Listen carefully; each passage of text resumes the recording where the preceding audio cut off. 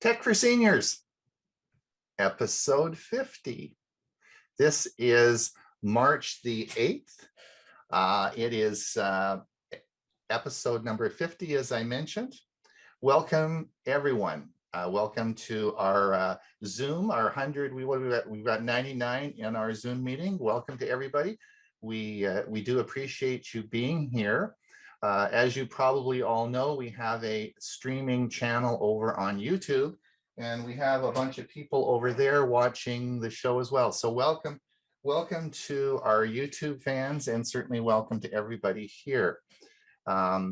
It's been a busy week, lots of things happening, and we're going to talk a little bit about that.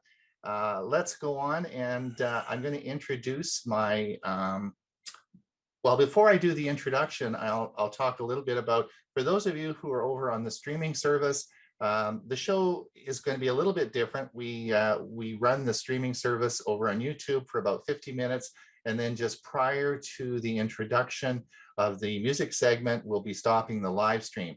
But those of you who are on the Zoom meeting with us today, we'll be doing it for the whole 1 hour, and then following that, we have a question and answer period, which you're certainly welcome to stay for, and that goes till about 20 minutes after the hour.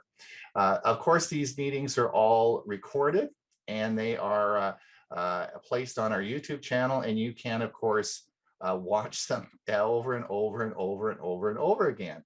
We also have a newsletter. If you have not signed up for our newsletter, it is important that you do so. It's the only real way that we keep in track. We're not a club. We don't have any dues. We're not an organization. So the only way we ever know who the heck is watching and how to keep in touch is through our newsletter, or of course with our Facebook page. Those of you who there are about 1,000 people now in the last week who looked at our Facebook page. If you want to keep tabs of the and learn about the most up-to-date technical information for seniors, your staff here at Tech for Senior puts information onto our Tech for Seniors Facebook page, so we'll talk a little bit about that later. All right, let me introduce all our members today.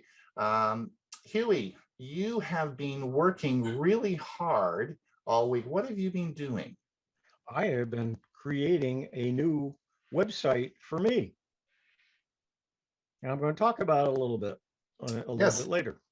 It is really impressive. I think this is something that this is really cool, and Hewie's put a lot of work into this, so I hope you guys use it. Bob, I hope so too. Yeah, Bob. Your segment is shorter today. Does that mean the bad guys are losing, or does it mean you're just talking faster? No such luck. Just as much out there. The stories are just a little shorter in segment. Just as much bad news as always. Bad news as always. Okay, well, I guess we better pay attention to what you say, right? And Ray, now we're going to learn about our lineage from you today, right? I'm going to talk a little bit about a program app actually called 23andMe. Okay, that's cool. Do we sing this or hum it or what? No, this you just listen and learn. Okay, sounds cool. And where is Dewey? Dewey, where's Dewey? I don't see you on the screen. Dewey, say hello. I am here. Oh, there you are down there. How come well, I probably forgot to make you co-host. That's why you're down there. I'll rectify that. Anyway, listen, when are you going home? I was curious as to we will be on the road 5 weeks from today, going from North Denver back to the Twin Cities of Minnesota. So I'm likely going to be somewhere in Western Nebraska. And I'll see if I can use my Verizon phone to connect and not miss a meeting, because I have not missed a single one of the 50 meetings so far. Isn't that crazy? We've gone 50 weeks straight, which is sort of cool. Okay, well, that's good. Great. Now, listen, everyone, it's really important that everyone understands we have a time change coming up next week, okay? So we are all going to, now, it doesn't really affect anybody, but it does affect you if you are in Arizona. So the time, of course, will still remain the same for us, for those in Florida, for those in the rest of the country, and for those of us out on Pacific time, it will still remain, the meeting will open at 8:30, except if you are in Arizona and you've been sort of coming on at 9:30, but it's going to be moved back to 8:30 because Arizona will be the same time zone as Pacific time. It'll be the same as us over here on the coast. So please note that for our next meeting. Otherwise, you're going to be finding yourself late by an hour. And it's funny because I get people all week long logging in. They get the wrong day, the wrong time, and because I get notes when people log in, but that's just seniors, right? That's what we do. So anyway, that's sort of cool. Now, I quickly want to talk about 3 things that came up this week that I think you should know, and I got to do this quickly or we will not have time to do it. So let me just share my screen and we will bring this up. And these are 3 articles I wanted to talk to you about. And the first one, and these were all put onto our Facebook page right away. And this was breaking news. This came out this week. If you are interested, this is for in the United States. If you are at Best Buy, you like Best Buy. Best Buy has a health services program, and if you sign up, they are now offering a $200 discount on an Apple Watch. So you want to save some money. If you're interested in the services they have, you just may want to do that. That's sort of cool. Again, and the second thing is, which is really interesting, and this is shades of things to come, I think. This is the new Google Fit app that, well, the app's been around for a while, but what Google announced this week is you're going to be able to take your pulse and your respiratory rate through the lens on your camera. So what you'll do, now you all know, and you've heard me talk a lot about watches and how they work and atrial fibrillation and taking your pulse and all that sort of stuff. I've done that a lot, but that's all because the app on your phone links to your watch and whatever watch you have that monitors this. Well, this isn't the watch. This is where you actually just take your finger and you hold it on the lens of your camera, and it's going to measure your pulse and respiratory rate. And this is released this week. I can't make it work on my Pixel phone yet. This is really interesting technology because I think this is going to be released first of all for Pixel phones, but I don't see any reason why it wouldn't be able to be used on a lot wider basis with other phones as well. And this may be shades of things to come that you can actually, if you're dizzy, you're not feeling well, you just hold the lens of your camera, but not on the, it's the lens of the camera, not on your fingerprint reader, and it will read your pulse and your respiratory rate. And then the last one, which is this one, this was the big announcement this week from Apple. And this was, I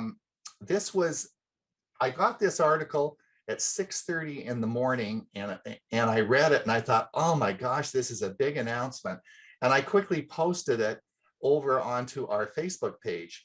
And just to let you know, you would have been, if you'd been watching our Facebook page, you would have been the first to know about this. Because I sent this over to Chris Gould at Geeks on Tour, and I said, Chris, have you seen this? And this is a big announcement. What it is Apple is going to now let you transmit all your pictures over to Google Photos. This is a big deal. And you just ask Apple to do it, and boom, all your pictures go over to Google Photos. And so this was a big announcement this week from Apple. And you would have learned about it, of course, first if you'd been watching our Facebook page, because it was all posted onto that. All right, Bob, are you ready to go? I am. All right.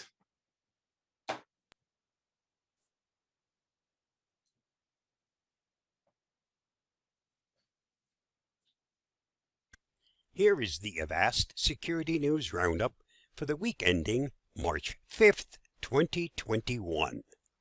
Avast reaches out to Ursnif malware victims. Avast Threat Labs discovered information that could be useful to past and present victims of the Ursnif banking Trojan, and we have shared that data with as many of the victimized banks and payment processors as we could identify. Ursnif has been a constant and persistent international threat for over 10 years.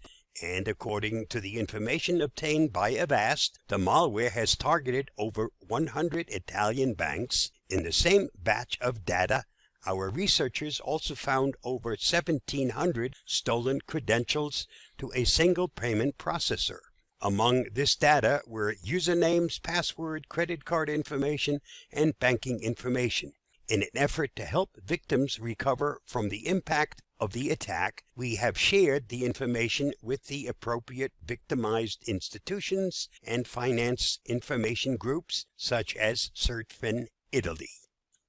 Here is what's new in Google Chrome 89. Google released a new stable version of Chrome browser on March 2nd, 2021. Google Chrome 89 is a security release that includes improvements and bug fixes. The Chrome release blog reveals that engineers patched 47 different security issues that affected previous versions of the browser. The highest severity rating is listed as high, but Google lists only issues reported by external researchers on the page. Chrome users can select Menu, Help, About Google Chrome to check the installed version and run the manual check for updates. More details listed below. If you haven't yet updated, this is important, so make sure your browser is up to date. Far-right platform Gab gets hacked. Not long after controversial social media site Parler was hacked, another far-right platform, Gab, has had its data extracted and then shared with WikiLeaks-style group known as Disturbed Denial of Secrets. DDO Secrets claims the hacker shared 70 gigabytes of data, which included passwords, private communications, and over 40 million posts. DDO Secrets co-founder Emma Best called it another goldmine of research for people looking at militants, neo-Nazis, the far right, QAnon, and everything surrounding January 6. DDO Secrets will not publish the data publicly, she said, but instead shared it selectively with journalists, social scientists, and researchers. Read more on Wired. Microsoft Exchange servers hacked. Microsoft informed users this week that a series of attacks have been detected against on-premises versions of Microsoft Exchange Server, and they attribute the attack with high confidence to Hafnium, a group suspected to be sponsored by the Chinese government. Microsoft reported that the group exploited 4 vulnerabilities to carry out the hacks. Microsoft Online Exchange servers were not affected, but the company urges all businesses using the on-premises software to update immediately with the appropriate patches. Check out Microsoft's blog post to learn more. Myanmar military government curbs internet. As soon as it overthrew the government on February 1st, Myanmar military arm plunged citizens into darkness by shutting off the internet. The measure kept the country's population from learning details about the coup, while military leaders arrested government officials. While internet use has been returned since, limits have been placed on certain popular services, such as Facebook and Messenger, and every night the internet is completely offline from 1 a.m. to 9 a.m. Some Myanmar residents fear the nightly outages are intended to get the populace accustomed to regular internet shutdowns, the end goal being information control. Read one Myanmar couple's experience living through the coup in Wired. Google pledges to stop tracking web browsing. In a blog post this week, Google announced that after it phases out third-party cookies, which enable online entries to track one's web browsing, it will not replace them with any alternate identifiers that track users. Citing the fact that 72% of people feel that anything they do online is tracked by advertisers, the blog states. If digital advertising doesn't evolve to address the growing concerns people have about their privacy and how their personal identity is being used, we risk the future of the free and open web. Privacy advocates are hopeful that with an internet giant like Google taking a firm stance on privacy, all smaller companies will follow suit.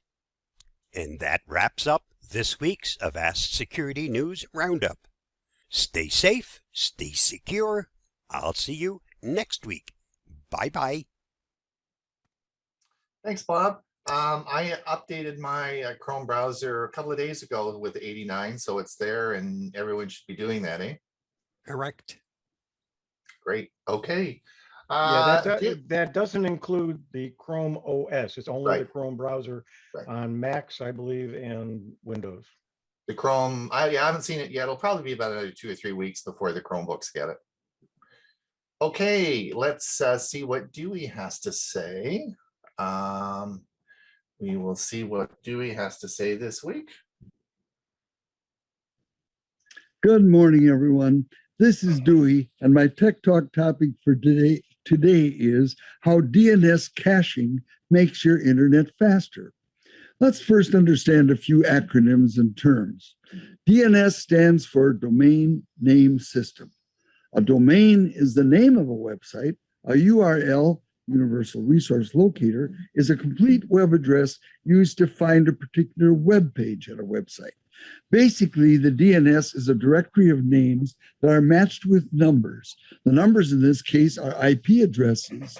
Computers need to use numbers to communicate with each other more efficiently, accurately, and safely. So what is DNS caching? As defined by Brad Mitchell at lifewire.com, it's a temporary database maintained by a computer's operating system that contains records of all recent or attempted visits to websites and other internet domains.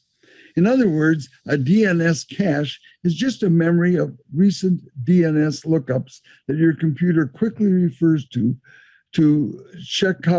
figure out how to load a website.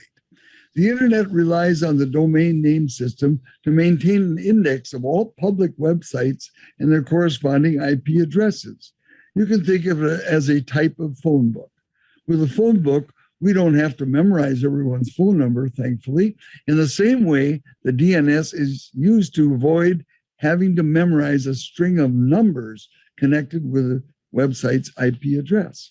Example, you type in a URL like lifewire.com, and your web browser asks your router for the IP address. The router has a DNS server address stored, so it asks the DNS server to find the IP address of that host name. The DNS server finds the IP address that belongs to lifewire.com and then is able to understand the website you're asking for and loads the appropriate information. That's how the process works. There are tons of public DNS servers your network can use to speed up the conversion resolution process. It's still quicker to have a local copy or of the phone book, which is where the DNS caches come into play. The DNS cache on your computer attempts to speed up the process even more by handling the name resolution of recently visited addresses before the request is sent out to the internet. There are actually DNS caches at every hierarchy level of the lookup process that ultimately takes your computer to your desired website. Each of those points in the process has a DNS cache for the same reason, which again is to speed up the whole process. A DNS cache can become poisoned or polluted when unauthorized domain names or IP addresses are inserted into it. Occasionally, a DNS cache may become corrupted because of technical glitches or administrative accidents. However, DNS cache poisoning is typically associated with computer viruses or other network attacks that insert invalid DNS entries into the cache. I've had that happen. Poisoning causes client requests to be redirected to the wrong destinations, which are usually malicious websites or pages full of advertisements. This poses a massive problem for popular websites. Example, if an attacker redirects your request for techforsenior.com to a website that looks like Tech for Senior, but really isn't, you might end up with being the victim of a phishing attack. Again, if the techforsenior.com record was poisoned and redirecting you to a strange website, flushing the DNS is a good first step to getting the regular techforsenior.com to work once again. I'll come back to DNS flushing in a moment. A DNS cache doesn't ever flush or reset itself, unfortunately. A user needs to manually execute a flush or make a DNS networking related configuration change for that to happen.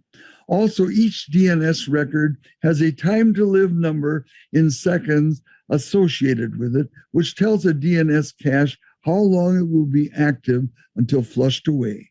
On a Windows computer, you can see a list of your DNS records in your cache, including their TTL, time to live, by entering ipconfig /display DNS in your Windows search box or at a command prompt.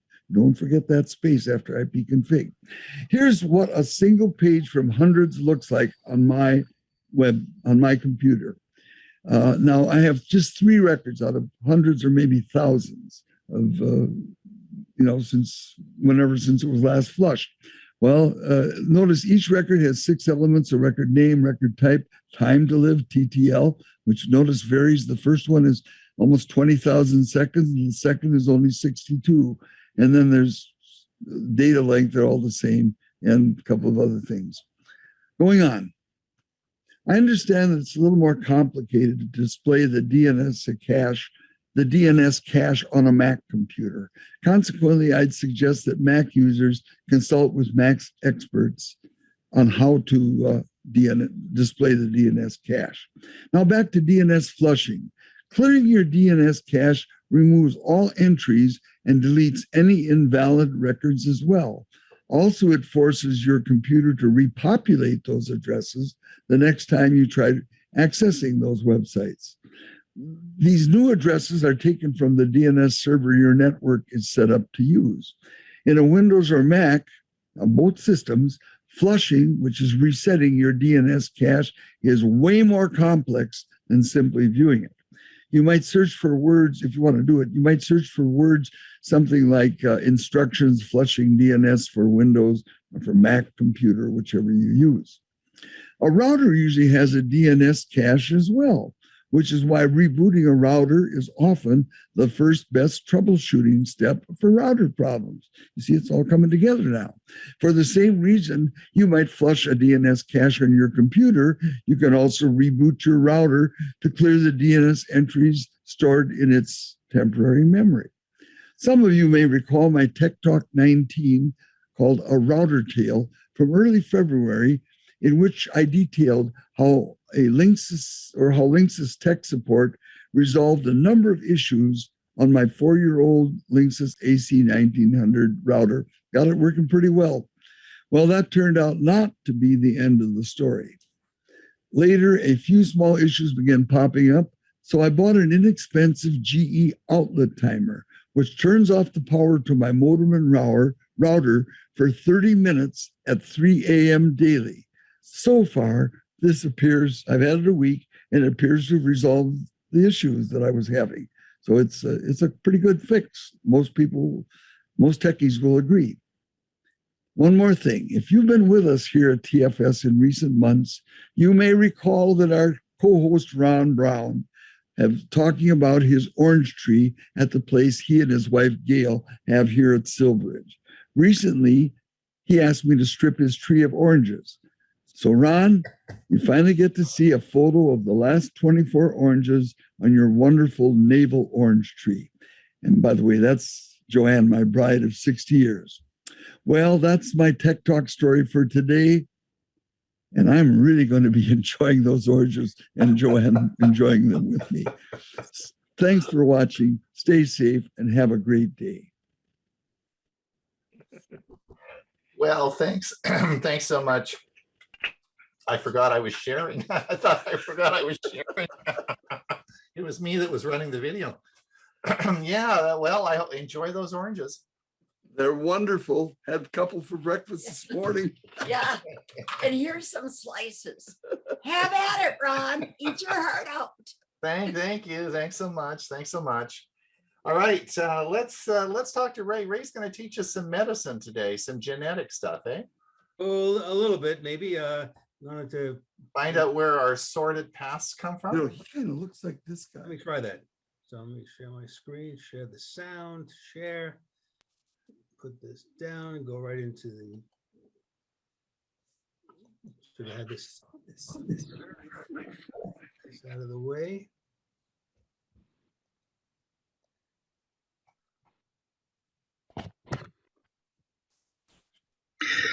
Good morning, Tech for Seniors. Today I'm going to talk about 23andMe. What is 23andMe? Well, it's a personal genomics and biotechnology company. And their website is 23andme.com. So what's in a name? Well, where'd they get the name from? Well, there are 23 pairs of chromosomes in the human cell. So they were founded in 2006, and they provide what is called a direct-to-consumer genetic testing service.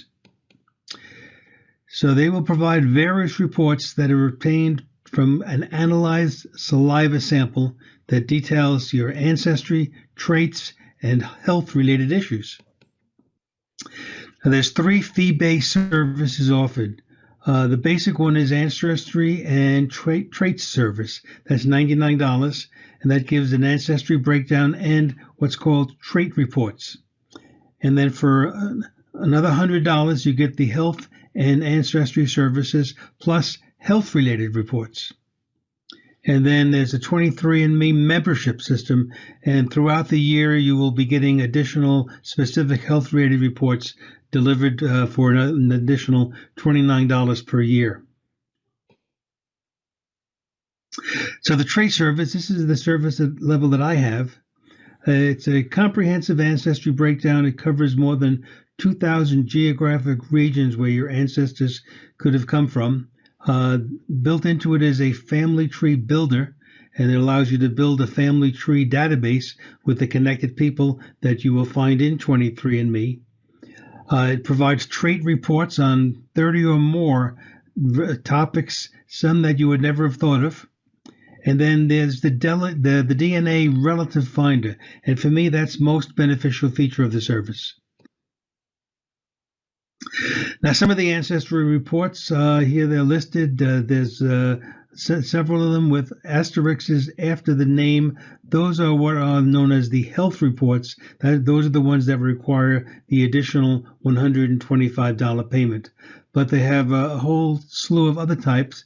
One is called Neanderthal, and the other one is an ability to match musical pitch. I'm going to talk just a tiny bit about them. Now, something about me I really didn't need to know. The report came back and said, "Hey, Ray, you have more Neanderthal DNA than 68% of other customers."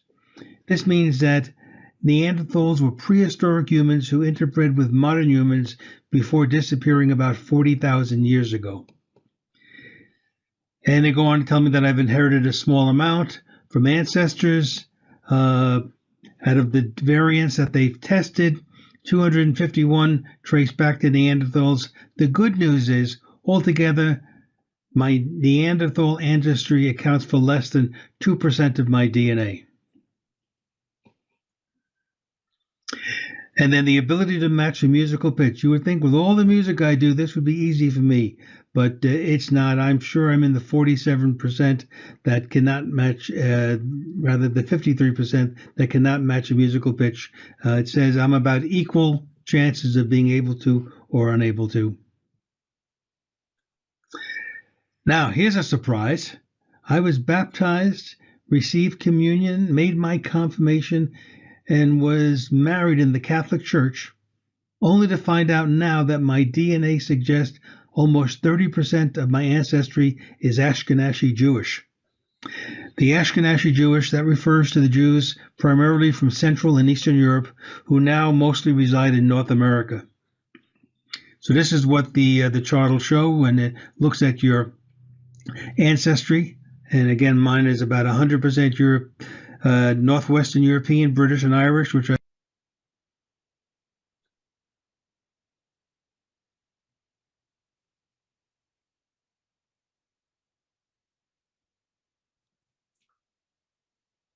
Did we lose the sound, Ray? We lost the sound. Did? I don't, no, still no sound? No. No, All right, We hear you. I'm gonna read it then. Let me just.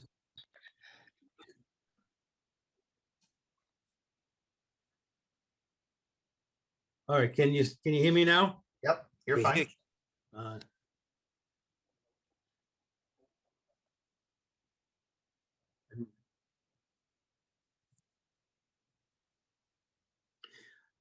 All right, here's a true story.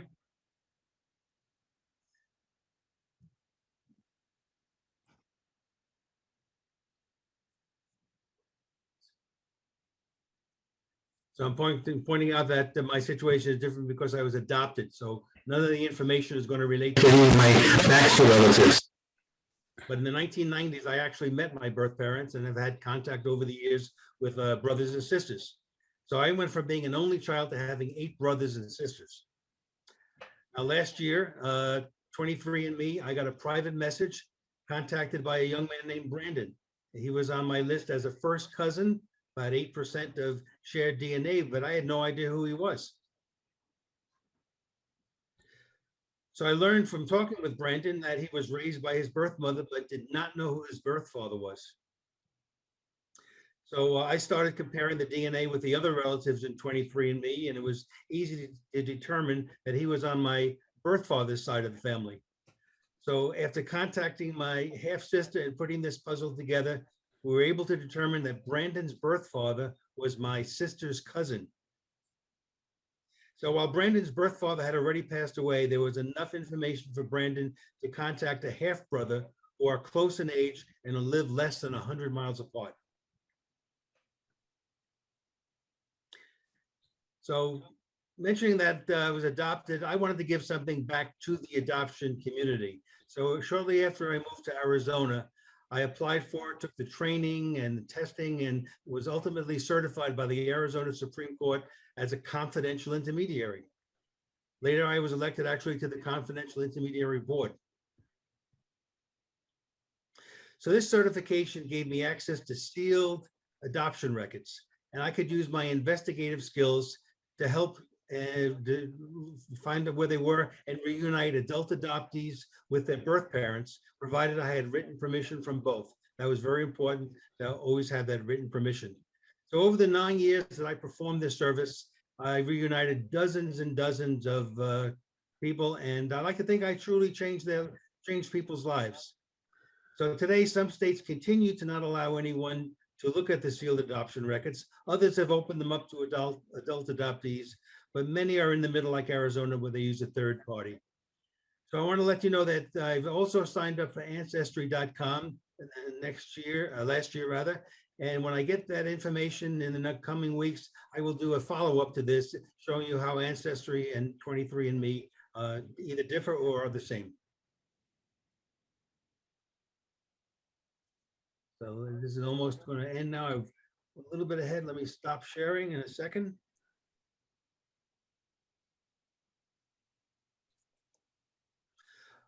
All right, sorry I lost the sound. I'm not sure why that happened. But hopefully. Hey, that's so you are a very famous guy. Not only do you use music, but you help people with their lives. Yeah, that was very rewarding for me to do that, and I have wonderful stories I could share about that. Yes, I'm sure it could go back. That's great. Well, thank you so much for doing that, Ray. That's great. And Hewie, I know you're anxiously waiting to tell us all about this hard work you did all week. Okay, let me share my screen. And when I'm done with this, I have a short video I'm going to show as well.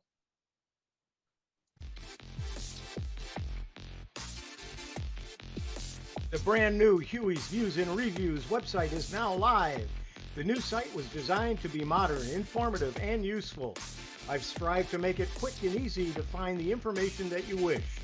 The website can be viewed easily on computers, tablets, phones. It is adaptive and will adjust to your screen size.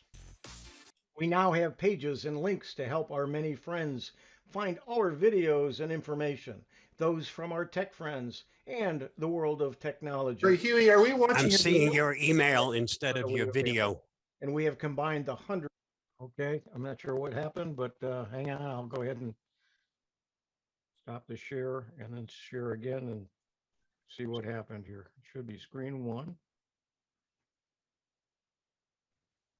Do you see it now? Yes. Now we have it. Okay, let me go back to the beginning of it.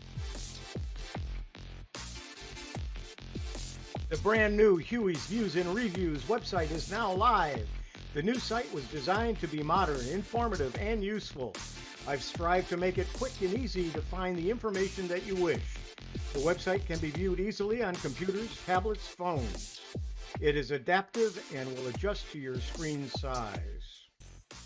We now have pages and links to help our many friends find our videos and information, those from our tech friends and the world of technology.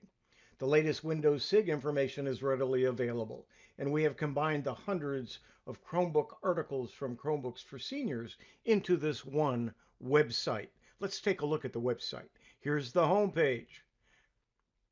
And as we scroll down, you'll see there's information about Tech for Seniors, Chromebooks, a little bit about our history, and a new addition to the website, Jerry's Tech Tips. Great Windows, iPhone, and iPad, and Android tech tips just for you. And at the bottom, subscribe to our WinSig monthly newsletter. Let's go to the next page, the blog page, where we are giving you our views and reviews. That's the name of the website. You can go to any of the articles, and when you look at the articles, as you scroll down and go to the bottom, you will see an area where you can now discuss any of the item that you read. They will be moderated, and you do have to sign up for a Discuss account, which is free. But we invite you to comment on some of our views and reviews. That's on our blog page. Lots of items we're going to be adding to it on a regular basis. The WinSig, the Windows Special Interest Group page. This is where we talk about what's going to be discussed at the next meeting or what was discussed at the latest meetings of the Central Florida Computer Society's Windows Special Interest Group, which is held the second Sunday of every month. Items for March 14th have not been listed as of this recording, but will be available in a day or two. But let's look at the February meeting. Their topics are here with links to the articles that were discussed or a link to the recording of that meeting. Also, the meeting for January is just below that. We'll be adding each month as we go, and we're going to keep the current year and not go back further than that. On the Tech for Seniors page, there is a link where you can then go to the Tech for Seniors website and sign up for the Tech for Seniors newsletter as well. If you want to see any of the Tech for Seniors programs, we have a playlist. You can click here and then go and watch the playlist. All of the episodes of Tech for Seniors is in that playlist. Under Chromebooks, we have two pages. We have the Chromebook for Seniors website is now located on this website, and we have well over 400 articles at the time of this recording about Chromebooks, where you can find probably the largest collection of articles about Chromebooks. Also on the Chromebooks link is Learning Chromebooks, which is held the third Sunday of every month with Ron Brown and myself. You can find out more about the program by clicking on it, and we also have those recorded, and you can click and watch the playlist of all of the programs. And that playlist is kept up to date, so as we add more programs, you will see them in the playlist along with the others. The Speakers Bureau. I am part of the APCUG Speakers Bureau. Here are some of the topics that I talk about, and you can learn about them by clicking on these links. And there's also a link for a much larger list as well. You can see more videos at the bottom. By clicking on it, it'll take you to the APCUG channel and other places where I have videos.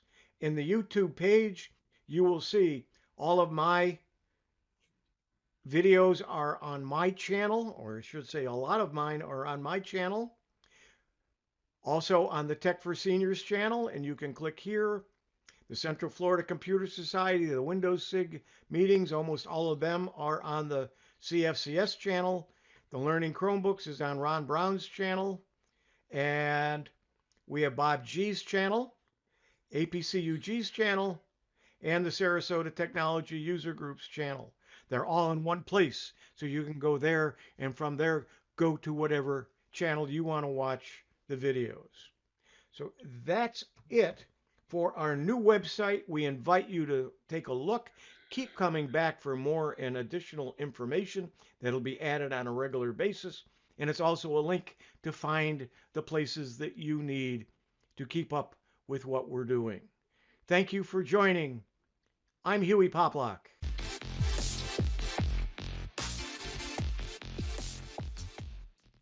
And just before I signed on today, I did another quick video and I wanted to show you. I need to share that again. Sorry about that. And close this. Close the wrong thing. And this is only about how to subscribe to a YouTube channel by Hewie Poplock. You should subscribe to YouTube channels that you like. When you find a video and the channel has other videos that you would like, you should subscribe to the channel. Click the subscribe button below a video. After clicking the subscribe button, you will be subscribed to that channel. Note the bell to the right. The bell denotes notifications. You have 3 choices when you are subscribed to a channel. If you want to receive notifications every time that author uploads a new video, then click all. If you just want some notifications, choose personalized. If want no notifications, choose none. This is what the notifications will look like. The notifications will be posted from any channels that you have subscribed and requested to be notified. You can click on any one of the to watch that video. Please subscribe to my channel and the channels of the staff of Tech for Seniors.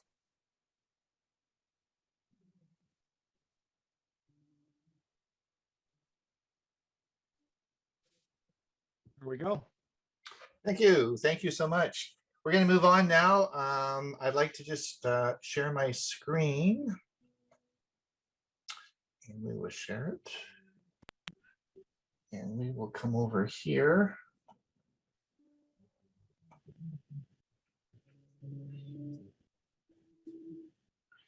As you all know,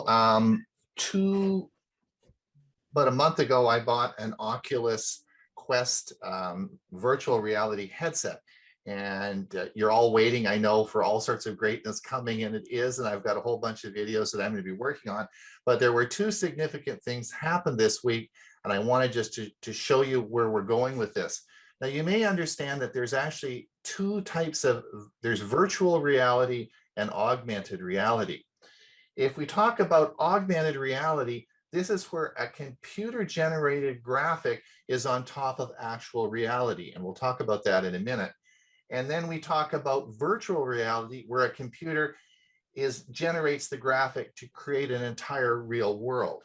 Now, so that you understand this, if you look at you're walking down a lane in a forest, if you look to the right, you'll see this is augmented reality.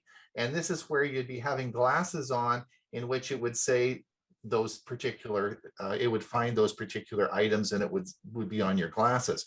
On the left side, you would be going into a world of virtual reality and it would be all created for you. So that's the difference between the two.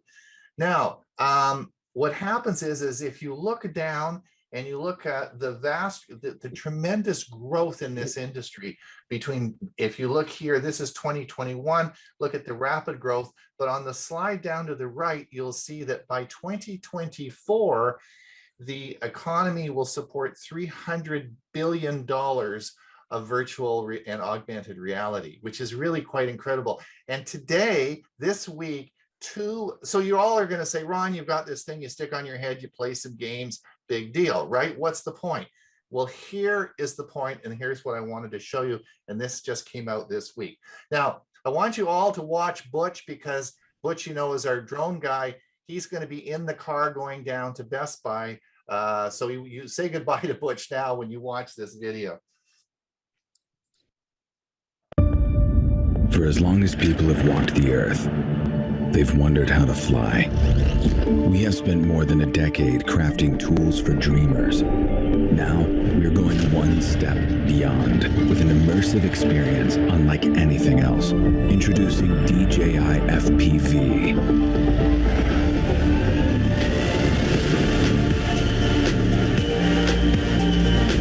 The world's first ready-to-fly FPV drone that lets users of any skill level feel the thrill of immersive flight.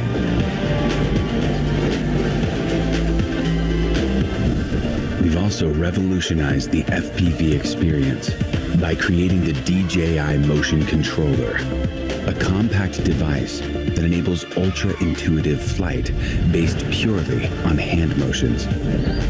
With the standard remote controller, 3 distinct flight modes offer multiple options for anyone to fly FPV. Start with N mode for an immersive experience with traditional flight controls. S mode simplifies FPV controls for an exciting hybrid flight.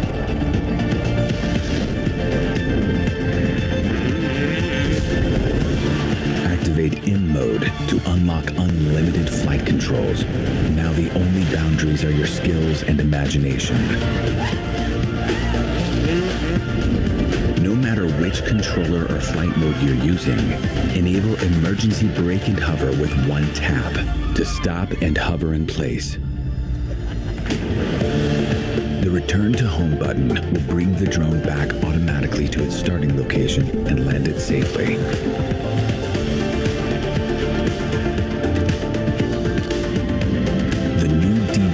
O3 transmission system delivers crystal clear, hyper-immersive image quality with ultra-low latency.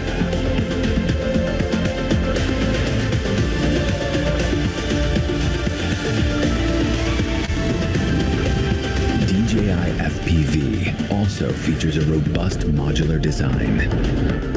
The fully integrated camera records every breathtaking move in crisp detail, putting you right in the middle of the scene, thanks to a super wide 150-degree FOV. Footage stays super smooth thanks to integrated rock-steady technology. This is DJI FPV.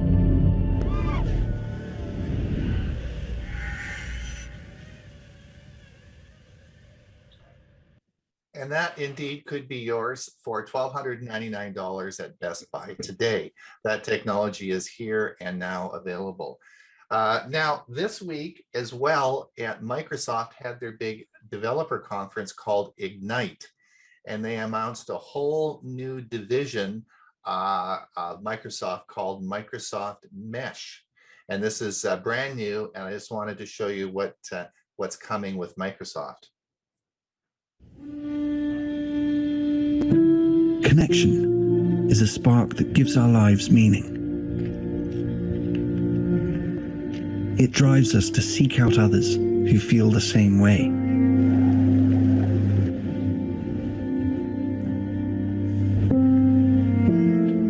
Okay, why don't you input the data and we'll take a look together. Hey, Mari, you got for me? To find those who share our views, yet offer different perspectives. Look over here. Challenge us with new ways of seeing. But I think we should. Deepen our understanding. And enrich our lives. 最后一笔的时候，往前。 Great things happen when we commit to something bigger than ourselves. Take a closer look at it. Place this here. Let's see how we go from there, okay? This sense of collaboration and the feelings of connection it brings excites us. Hey, just in time. I'm gonna move it slightly, okay? It's yours, take it. We have two planes right now on the same trajectory. As we put people first, technology fades into the background and feels like anything but. Aisha, what do you think? I think if we had 330, maintaining 2800, we'll be clear for approach. Excellent. This changes the way we see the world, and in turn, changes the world we see. These numbers are looking great, actually. There's promise in the possibilities, and what we see and create next will stretch the imagination. Good morning, Sarah. Morning. Slowly coming towards the thumb. A world without boundaries. Good job. A lot better than yesterday. Yeah. Excellent. Slowly bring A world where technology enhances, not limits, humanity.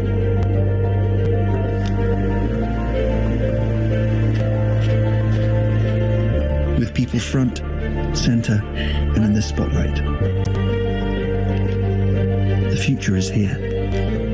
And here can be anywhere. Introducing Microsoft Mesh.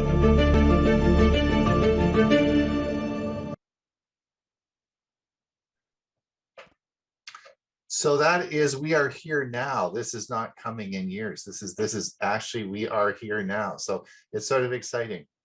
Bob, you had some words of wisdom for us before we move on to the music segment? I sure do.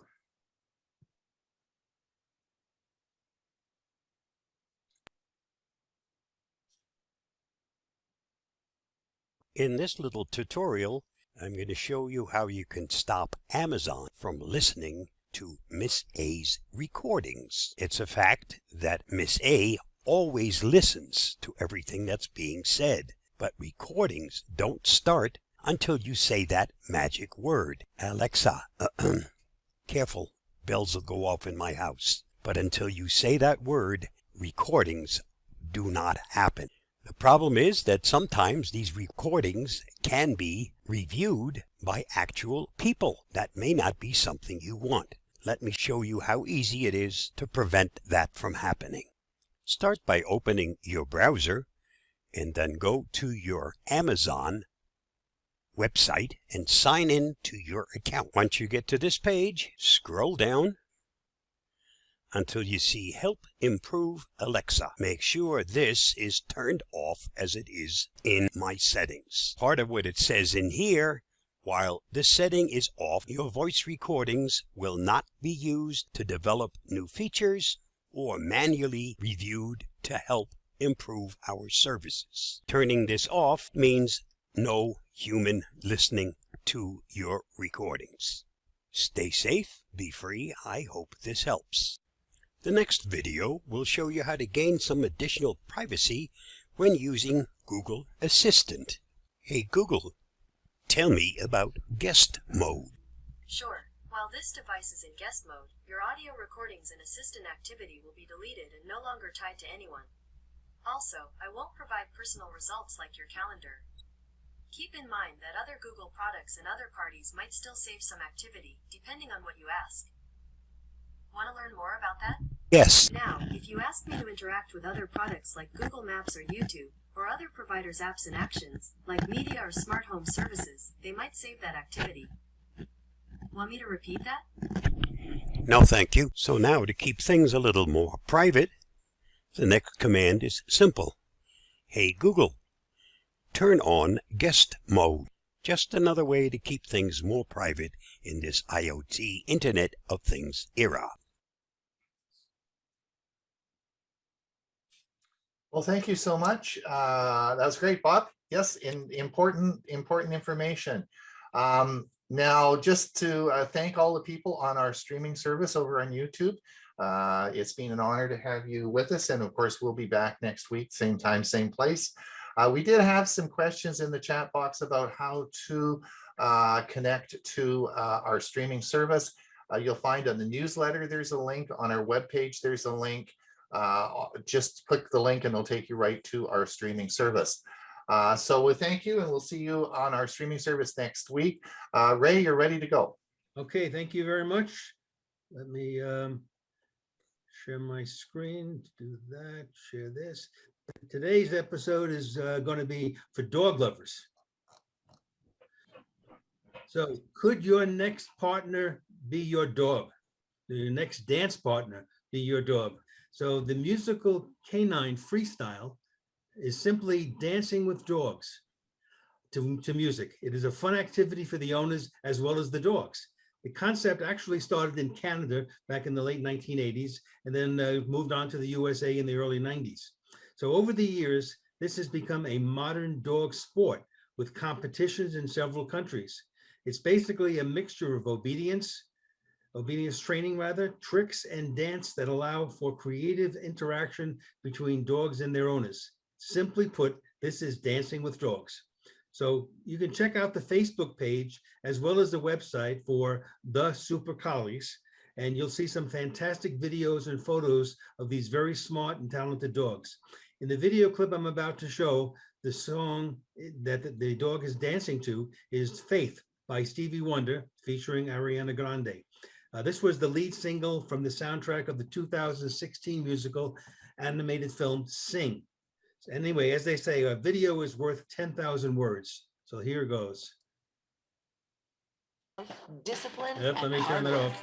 And you can count on years of happiness and companionship. And Yes, very interesting. There, a place is going to the dogs, right? Well, listen, it is the top of the hour. And it's time to say goodbye, but we're not going to say bye because we have a question and answer period for us now. But for those of you who would like to leave, that's fine. Please remember that if you do not get our newsletter, please sign up for it. Remember the time change for next week so you come on time. Remember that our Facebook page, of which Bob and Hewie and I devote our lives to putting pertinent information, right, Bob, to on the page. And Hewie, we spent a lot of time at this, so you'll get just articles we think you should be seeing. So it's great. Come over to our Facebook page, have a look at it, and we will see you. We'll now open it up for question and answers. And I think the best way to do it, I mean, at the end of the day, you can yell or scream or raise your hand. There was somebody in our Victoria Genealogical Society who had 69,000 relatives who had registered for Root Tech. So it was very, very interesting. But in any case, if you, there are other sites to upload you can upload your DNA results to for free. And I strongly urge you to do that if you're interested in finding more matches, finding more possibilities, having other tools to help you find your relatives and your ancestry. If I can interject, I personally keep my DNA as my DNA. No, well, that's fine. Yeah, and some people do that. Personally, I am, well, first of all, I know I certainly have no close relatives who are criminals, so I'm not worried about the police seeing it. I also like to support the research that is done, that is used to help do. The one thing I would worry about, especially if I were in the United States, is the possibility of them releasing health information to insurance companies. That would be a worrisome thing for me. But as I said, we don't have that problem in Canada. Anyway, those are my comments. Thank you, Murray. Anyone else before we head off now? Can you hear me? Yes. Go ahead. This is Liam. Go ahead. Hi. You mentioned something at the beginning of the show about Best Buy giving a discount. And of course, I just bought my Apple Watch last Thursday. I don't know if I can go back and get the discount or not. Well, have a look. It's on our, if you go and look at the article, it's on the Facebook page. It's not quite as easy as that. They do want you to sign up for one of their healthcare products, and there is a cost to that. So you're not, so it isn't completely free, but but it is something that if you were interested in the services they're offering, it does offer $200 back on that. So have a look at it. It might be interesting for you. There was a few notes in the chat about how to get onto the streaming service. We did that. I did notice just about 5 minutes ago, unfortunately, the recording was paused. I don't know why it paused, who paused it. However, it was paused. So I'm not sure how much we're going to miss on that. So they'll just let you know there could be some editing or some revisions on this particular copy.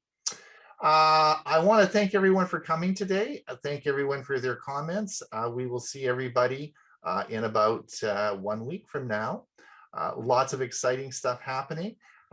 We did get a comment in the field that one of our members does have that drone. It does have the new virtual augmented reality drone. So I think it was Mr. Johnson. And if we are going to be waiting with absolute excitement so you can give us some feedback on how this is working. So enjoy your week. I'll just mention one thing about the two presentations, the one about the drone and then the Microsoft Mesh. The one about the drone was a lot better video than the one from Microsoft. It was way more enticing. Yeah. Well, different things. Anyway, we will see everyone in about a week's time. Enjoy your week, stay safe, and we'll see you back again soon. Bye now. Bye, everybody.